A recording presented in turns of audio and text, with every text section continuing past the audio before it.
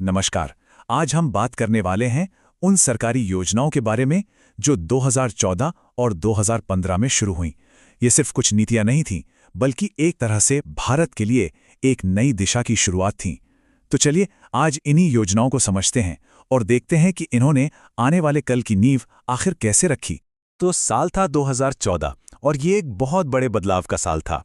देश की जो बरसों पुरानी और बड़ी-बड़ी समस्याएं थीं, उनसे निपटने के लिए एक के बाद एक महत्वाकांक्षी राष्ट्रव्यापी कार्यक्रम शुरू किए गए। ऐसा लग रहा था मानो पॉलिसी मेकिंग में एक नई ऊर्जा आ गई हो। तो आज हम बैंकिंग से लेकर पर्यावरण तक और गांवों से लेकर शहरों तक इन योजनाओं के हर पहलू को समझने की कोशिश करेंगे। चलिए शुरू करते हैं। तो चलिए इस नए दौर की शुरुआत से ही शुरू करते हैं, जहां सबसे पहले फोकस पर्यावरण और समाज पर किया गया। अब देखिए, नमामि गंगे का नाम सुनते ही लगता है कि ये सिर्फ गंगा की सफाई का मिशन होगा, पर ये उससे कहीं ज्यादा था। ये एक बहुत बड़ी इंटीग्रेटेड योजना थी, जिसमें सीवेज ट्रीटमेंट प्लांट बनाने से लेकर नदी किनारे रहने वाले लोगों को इस अभियान से जोड़ना भी शामिल था। मतलब ये कि ये एक पूरे इकोसिस्टम को बचाने की कोशिश थी। और फिर ठीक इसके बाद 22 जनवरी 2015 को एक और पहल हुई, बेटी बचाओ बेटी पढ़ाओ। ये सिर्फ एक सरकारी स्कीम नहीं थी, बल्कि इसे एक सामाजिक आंदोलन की तरह देखा गया। इसका सीधा मकसद था लड़कियों की शिक्षा को बढ़ावा देना और देश में बिगड़ते लिंगानुपात को सुधारना, जो कि एक बहुत ही गंभीर समस्या बन गई थी। अच्छा, अब आते हैं दूसरे बहुत बड़े पिलर पर, वो विशाल मिशन जिसका मकसद था हर एक नागरिक को देश की फॉर्मल बैंकिंग व्यवस्था से जोड़ना। जरा सोचिए, एक ऐसा परिवार जिसके पास कोई बैंक खाता ही न हो, वो अपनी बचत कहाँ रखेगा? सरकारी मदद उस तक कैसे पहुंचेगी? करोड़ों लोगों के लिए ये एक हकीकत थी और इसी एक सवाल से निकली प्रधानमंत्री जन धन योजना। तो ये जो शब्द है फाइनेंशियल इंक्लूजन या वित्तीय समावेशन, इसका आखिर मतलब क्या है? आसान भाषा में कहें तो इसका मतलब है ये पक्का करना कि देश के सबसे दूर दराज और गरीब व्यक्ति को भी बैंकिंग और लोन जैसी सेवाएं आसानी से और सही कीमत पर मिलें। और इस योजना का जो पैमाना था वो सच में हैरान करने वाला था। फरवरी 2020 तक 38 करोड़, जी हां, 38 करोड़ से ज्यादा नए बैंक खाते खोले गए। ये अपने आप में एक वर्ल्ड रिकॉर्ड था। और इसी की वजह से आगे चलकर डायरेक्ट बेनिफिट ट्रांसफर यानी सरकारी सब्सिडी को सीधे लोगों के खातों में भेजना मुमकिन हो पाया। लेकिन बात सिर्फ खाता खोलने तक ही सीमित नहीं थी, ये उससे कहीं ज्यादा था। हर खाते के साथ 0 बैलेंस की सुविधा थी, 1 लाख का दुर्घटना बीमा था और 30,000 का जीवन बीमा भी था। एक तरह से ये करोड़ों परिवारों के लिए एक आर्थिक सुरक्षा कवच था, जिनके पास पहले ऐसा कोई सहारा नहीं था। चलिए अब बात करते हैं इकोनॉमी की, उन योजनाओं की जिनका मकसद था देश में मैन्युफैक्चरिंग को बढ़ाना, छोटे कारोबारियों की मदद करना और रोजगार पैदा करना। मेक इन इंडिया, इसका मकसद बिल्कुल साफ था, भारत को दुनिया का एक बड़ा मैन्युफैक्चरिंग हब बनाना। मतलब ये कि बड़ी-बड़ी कंपनियां भारत में आएं, यहीं अपनी फैक्ट्रियां लगाएं और यहीं सामान बनाएं। इससे क्या होगा? जाहिर है देश की इकोनॉमी मजबूत होगी और लाखों लोगों को काम मिलेगा। लेकिन सिर्फ बड़ी इंडस्ट्रीज से तो काम नहीं चलता। देश की असली ताकत तो छोटे व्यापारी हैं और उनकी मदद के लिए आई प्रधानमंत्री मुद्रा योजना। इसमें देखिए 3 तरह के लोन थे, शिशु, किशोर और तरुण, ताकि कोई भी छोटा दुकानदार हो, रेडी पटरी वाला हो, वो बिना किसी गारंटी के लोन लेकर अपना काम शुरू कर सके या उसे आगे बढ़ा सके। अब एक और बहुत बड़े वर्ग के बारे में सोचते हैं, वो लोग जो असंगठित क्षेत्र में काम करते हैं, मतलब दिहाड़ी मजदूर, छोटे दुकानदार और भी बहुत से लोग। देखिए, जो लोग ऑर्गेनाइज सेक्टर में होते हैं, उनके पास तो पीएफ या पेंशन जैसी सोशल सिक्योरिटी होती है, पर इन करोड़ों लोगों के पास बुढ़ापे का कोई सहारा नहीं होता। इसी बड़े गैप को भरने के लिए अटल पेंशन योजना लाई गई, ताकि रिटायरमेंट के बाद उन्हें एक फिक्स्ड इनकम मिलती रहे। अच्छा, इकोनॉमी से हटकर अब जरा जमीनी स्तर पर चलते हैं और उन योजनाओं को देखते हैं जो सीधे सीधे गांव और बच्चों के स्वास्थ्य से जुड़ी थीं। सांसद आदर्श ग्राम योजना, ये एक बहुत ही अनोखा कॉन्सेप्ट था। इसमें हर एक सांसद को कुछ गांव गोद लेने थे और उन्हें एक मॉडल गांव बनाना था, जहां सड़क, बिजली, पानी, स्कूल सब कुछ हो। मकसद था विकास में सीधे तौर पर जनप्रतिनिधियों की भागीदारी बढ़ाना। और फिर बच्चों के लिए आया मिशन इंद्रधनुष। इसका नाम इंद्रधनुष के 7 रंगों पर क्यों था? क्योंकि ये बच्चों को 7 जानलेवा बीमारियों से बचाने वाले टीकों का प्रतीक था। लक्ष्य एक ही था और बहुत साफ था कि 2020 तक भारत का एक भी बच्चा टीकाकरण से न छूटे। तो हमने गांव की बात की, इकोनॉमी की बात की, अब आते हैं हमारे शहरों पर और देखते हैं कि शहरी भारत को बदलने के लिए एक कितनी बड़ी और एक साथ जुड़ी हुई रणनीति तैयार की गई थी। इस तारीख को याद रखिएगा, 25 जून 2015। शहरी भारत के लिए ये एक बहुत बड़ा दिन था। क्यों? क्योंकि एक ही दिन में एक साथ 3 बड़ी योजनाएं लॉन्च हुई। प्रधानमंत्री आवास योजना, अमृत मिशन और स्मार्ट सिटीज मिशन। अब जाहिर है ये सिर्फ एक इत्तेफाक तो नहीं हो सकता। तो सवाल यही उठता है कि एक ही दिन में ये 3 बड़ी स्कीम्स, क्या ये महज एक संयोग था या इसके पीछे एक बहुत सोची समझी एक बड़ी रणनीति थी? इस रणनीति को समझने के लिए इसे एक 3 लेयर केक की तरह सोचिए। केक की सबसे निचली परत यानी उसकी नींव, वो थी अमृत योजना। इसका काम था 500 शहरों में पानी और सीवेज जैसी सबसे जरूरी बुनियादी चीजों को ठीक करना। फिर आई बीच की परत, प्रधानमंत्री आवास योजना, मतलब सबके सिर पर छत हो, जो एक बुनियादी जरूरत है। और फिर सबसे ऊपर टॉप लेयर, वो थी स्मार्ट सिटीज मिशन, जिसका फोकस 100 चुने हुए शहरों को टेक्नोलॉजी की मदद से बेहतर और स्मार्ट बनाना था। तो कुल मिलाकर जब हम 2014 और 2015 की इन योजनाओं को देखते हैं तो ये साफ हो जाता है कि ये सिर्फ अलग अलग स्कीम्स नहीं थी। यह असल में आने वाले दशक के लिए एक नींव रख रही थी। इन्होंने सरकार की सोच और उसकी प्राथमिकताओं का एक पूरा मंच तैयार कर दिया था। और यहीं पर एक बहुत दिलचस्प सवाल खड़ा होता है। अगर ये सब सिर्फ नींव थी, तो फिर आने वाले सालों में इस नींव पर इमारत कैसी बनी और उसका हम सब पर असर क्या हुआ, ये हम देखेंगे अगले हिस्से में। भारत की सरकारी योजनाओं पर हमारी सीरीज का दूसरा भाग। इस बार हम बात करेंगे 2016 से 2018 के दौर की। ये वो समय था जब विकास का फोकस बदला और बड़ी बड़ी योजनाओं का असर सीधा आम नागरिक के घर तक पहुंचने लगा। पार्ट 1 में हमने उस नींव की बात की थी जो रखी गई थी। तो सवाल ये उठता है कि उस नींव पर फिर बना क्या? सरकार ने उस शुरुआती इंफ्रास्ट्रक्चर का इस्तेमाल करके लोगों तक सीधे फायदे कैसे पहुंचाए? आइए इस विश्लेषण में इसी सवाल का जवाब ढूंढते हैं। तो 2016 से 2018 का जो दौर था ना, वो भारत की कहानी का एक तरह से अगला चैप्टर था। ये वो वक्त था जब सरकार का ध्यान सिर्फ बड़े बड़े सिस्टम बनाने से हटकर आम लोगों की जिंदगी में बदलाव लाने पर ज्यादा टिक गया। जी हां, फोकस अब बड़े नेशनल इंफ्रास्ट्रक्चर से हटकर सीधा घर घर तक पहुंच गया था। मतलब अब मकसद ये था कि जो नए प्लेटफॉर्म बने हैं, उनका इस्तेमाल करके हर नागरिक को एक असली सुरक्षा दी जाए, उनकी पहुंच बढ़ाई जाए और उन्हें सम्मान मिले। तो चलिए सबसे पहले बात करते हैं उन स्कीम्स की जिनका मकसद था कनेक्टिविटी को बेहतर बनाना, चाहे वो सड़कों की हो या फिर पैसों की। 4 मार्च 2016 को आई सेतु भारतम योजना। अब नाम से तो लगता है कि ये सिर्फ ट्रैफिक ठीक करने के लिए थी, है ना? मतलब नेशनल हाईवे पर से रेलवे क्रॉसिंग हटाना। लेकिन इसकी कहानी इससे कई ज्यादा बड़ी है। देखिए, ये जो स्कीम थी ना, ये असल में एक बहुत बड़ा इकोनॉमिक मूव था। जरा सोचिए, जब हजारों ट्रक रेलवे फाटकों पर घंटों रुकना बंद कर देते हैं तो क्या होता है? लॉजिस्टिक्स का खर्चा घटता है, डीजल बचता है और माल वो अपनी मंजिल तक तेजी से पहुंचता है। एक तरह से इसने देश की पूरी सप्लाई चेन में नई जान डाल दी। अब बात करते हैं 5 अप्रैल 2016 को शुरू हुई स्टैंड अप इंडिया स्कीम की। ये स्कीम खासतौर पर महिलाओं और SC/ST समुदाय के लोगों के लिए थी, ताकि वो अपना खुद का बिजनेस शुरू कर सकें। इसका सीधा सा मकसद था उन लोगों तक पैसा पहुंचाना जिनके पास बिजनेस शुरू करने के लिए आइडिया तो था, लेकिन शायद बैंक से लोन मिलना मुश्किल था। तो इस स्कीम में था क्या? देखिए, 10 लाख से लेकर 1 करोड़ तक का लोन। लेकिन ये सिर्फ एक लोन नहीं था, बल्कि ये एक मौका था। ये सामाजिक और आर्थिक रूप से लोगों को ताकत देने का एक जरिया था, उन लोगों को आगे लाने का जो शायद पहले कहीं पीछे छूट जाते थे। और फिर आई एक ऐसी योजना जिसका नारा ही अपने आप में सब कुछ कह देता है, उड़े देश का आम नागरिक। ये थी उड़ान योजना, जो 27 अप्रैल 2017 को आई और इसका मिशन था हवाई सफर को इतना सस्ता और सुलभ बनाना कि हर कोई इसे कर सके। तो ये काम कैसे करती थी? तरीका बड़ा सिंपल था। सरकार ऐसे हवाई रूट्स ढूंढती थी जहां फ्लाइट्स कम थीं या थी ही नहीं। फिर एयरलाइंस को वहां फ्लाइट चलाने के लिए थोड़ी आर्थिक मदद यानी सब्सिडी देती थी, जिसे वायबिलिटी गैप फंडिंग कहते हैं। इसी वजह से एयरलाइंस टिकट सस्ते रख पाती थीं और छोटे छोटे शहर भी हवाई नक्शे पर आ गए।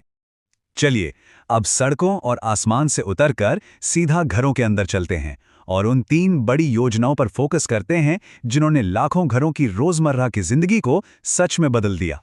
ये स्लाइड एक बहुत बड़ी कहानी बताती है और ये कहानी है प्रधानमंत्री उज्ज्वला योजना की, जो 1 मई 2016 को शुरू हुई। सोचिए जरा, एक तरफ धुएं से भरी रसोई और दूसरी तरफ साफ सुथरा एलपीजी सिलेंडर। इसका सीधा असर महिलाओं और बच्चों की सेहत पर पड़ा और जो घंटे ईंधन जुटाने में जाते थे वो भी बचने लगे। तो सवाल यह है कि ये बदलाव मुमकिन कैसे हुआ? इस एक नंबर की वजह से। 1600 रुपए। सरकार ने हर नए कनेक्शन के लिए इतनी आर्थिक मदद दी और यही वो रकम थी जो गरीब परिवारों के लिए सबसे बड़ी रुकावट बनी हुई थी। इस एक कदम ने उस रुकावट को हटा दिया। इसके बाद आई सौभाग्य योजना 25 सितंबर 2017 को, और इसका टारगेट बहुत बड़ा और बहुत साफ था। देश के हर उस घर में बिजली पहुंचाना जहां अब तक बिजली नहीं थी। हर एक घर मतलब लास्ट माइल कनेक्टिविटी को पक्का करना। और देखिए, बिजली का मतलब सिर्फ एक बल्ब जलाना नहीं होता। इसका मतलब है कि बच्चे रात में पढ़ सकते हैं, छोटे मोटे काम धंधे घर से चल सकते हैं, गांव के हेल्थ सेंटर ठीक से काम कर सकते हैं और हाँ, घर डिजिटल दुनिया से भी जुड़ सकते हैं। ये शिक्षा और आर्थिक मौकों का एक नया दरवाजा खोलने जैसा था। और फिर 23 सितंबर 2018 को आई एक ऐसी स्कीम जिसने पूरी दुनिया का ध्यान खींचा, आयुष्मान भारत। इसे दुनिया की सबसे बड़ी सरकारी हेल्थ इंश्योरेंस स्कीम भी कहा जाता है और इसका स्केल ही इसे इतना खास बनाता है।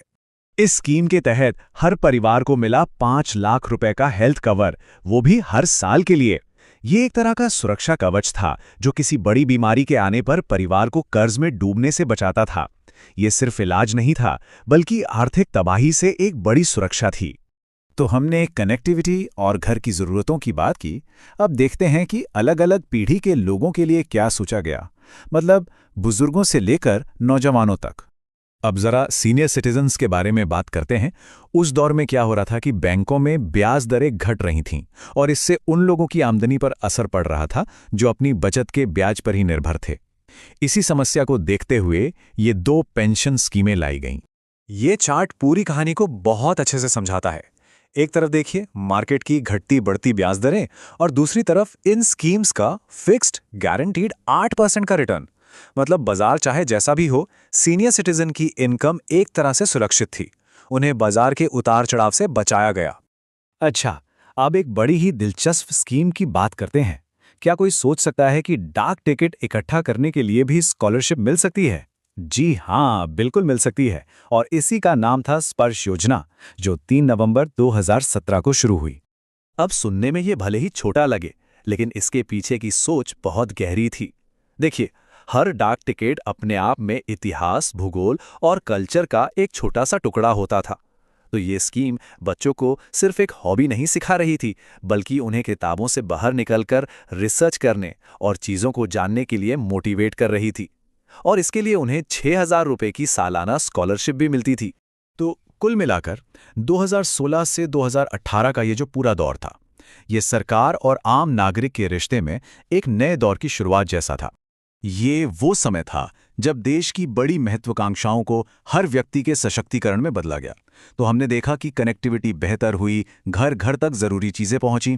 इसके बाद सरकार का अगला कदम क्या था? शासन का फोकस अब किस तरफ मुड़ा? यही सवाल हमें ले जाएगा हमारी सीरीज के तीसरे और आखिरी हिस्से में। 2019 के बाद से भारत सरकार की योजनाओं में एक बड़ा दिलचस्प बदलाव आया है। आज हम इसी नई रणनीति को समझने वाले हैं कि इन योजनाओं के पीछे की असल सोच क्या है और ये भारत के भविष्य को किस तरह से एक नया आकार दे रही हैं। तो चलिए जरा इसे डिटेल में समझते हैं। तो सवाल यही है कि भाई, हाल की सरकारी योजनाएं आखिर भारत के भविष्य को बना कैसे रही हैं? देखिए, ये सिर्फ कुछ नई स्कीम्स की लिस्ट नहीं है, बल्कि ये शासन के एक नए मॉडल को समझने की कोशिश है, जिसमें टेक्नोलॉजी का इस्तेमाल करके खास ग्रुप्स तक सीधी मदद पहुंचाई जा रही है। तो सबसे पहले बात करते हैं पहले थीम की, सीधी मदद, पक्की सुरक्षा। इस सेक्शन में हम उन योजनाओं को देखेंगे जो टेक्नोलॉजी का इस्तेमाल करके लोगों तक सीधे पैसे पहुंचा रही हैं और उन्हें एक तरह का सोशल सिक्योरिटी कवर दे रही हैं। अब इस नई सोच को अगर समझना है तो इसका सबसे बड़ा उदाहरण है प्रधानमंत्री किसान सम्मान निधि योजना, जिसे 24 फरवरी 2019 को शुरू किया गया था। इस स्कीम ने किसानों को मदद देने का पूरा तरीका ही बदल दिया, जहां सरकार अब सीधे किसानों को इनकम सपोर्ट देती है। होता क्या है इसमें? इसके तहत देश के करोड़ों किसानों को हर साल 6,000 रुपए सीधे उनके बैंक अकाउंट्स में भेजे जाते हैं, और ये पैसे भी 2-2 हज़ार की 3 किस्तों में आते हैं, ताकि फसल बोने से ठीक पहले, जब किसानों को खाद बीज की सबसे ज्यादा जरूरत होती है, तब उन्हें टाइम पर मदद मिल सके। अब जो चीज वाकई दिलचस्प है वो है मदद पहुंचाने का ये नया तरीका। देखिए, पुराने सिस्टम में क्या होता था, पैसा कई सरकारी दफ्तरों से घूमता हुआ लाभार्थी तक पहुंचता था, जिससे देरी भी होती थी और लीकेज की गुंजाइश भी रहती थी। लेकिन अब डायरेक्ट बेनिफिट ट्रांसफर यानी डीबीटी मॉडल से पैसा सीधा किसान के खाते में जाता है।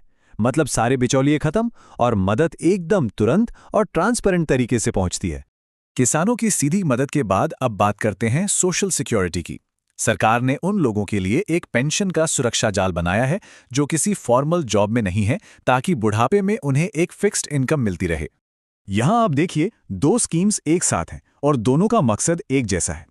एक है प्रधानमंत्री श्रम योगी मानधन योजना, जो असंगठित क्षेत्र के मजदूरों के लिए है जिनकी महीने की इनकम 15,000 से कम है, और दूसरी है प्रधानमंत्री किसान मानधन योजना, जो छोटे किसानों के लिए है। दोनों में ही आप 18 से 40 साल की उम्र में जुड़ सकते हैं और 60 साल के बाद आपको 3,000 रुपए की मंथली पेंशन मिलेगी।